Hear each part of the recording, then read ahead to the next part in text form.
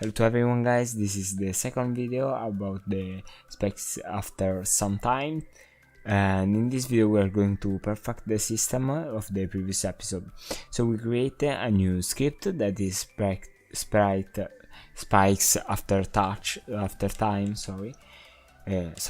really sorry for my pronunciation today, this is not good.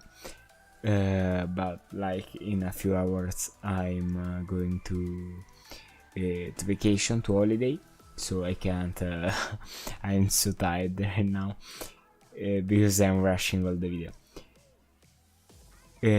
Yeah, we create this new script and we add the script to the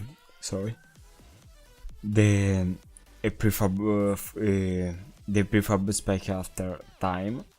When we add this, we can start to script. In this script we are going to start a function that will initialize, that will start another coroutine that will actually kill the player after some times, but only if the player is touching the spikes. So we start to wow, why did I close the Visual Studio? I don't know. Okay, we start by deleting all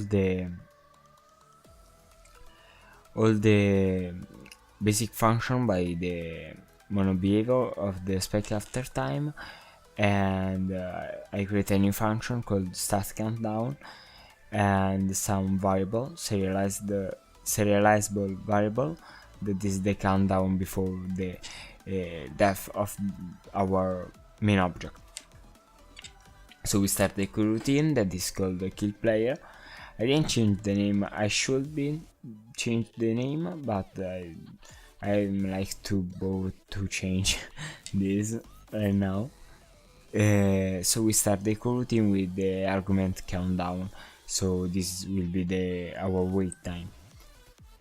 And instead of starting the coroutine in our player collision manager, we just start the function with the get component of the collider. We get the expect after time component, that is our script, and we start the function that needs to be public, obviously, to access it.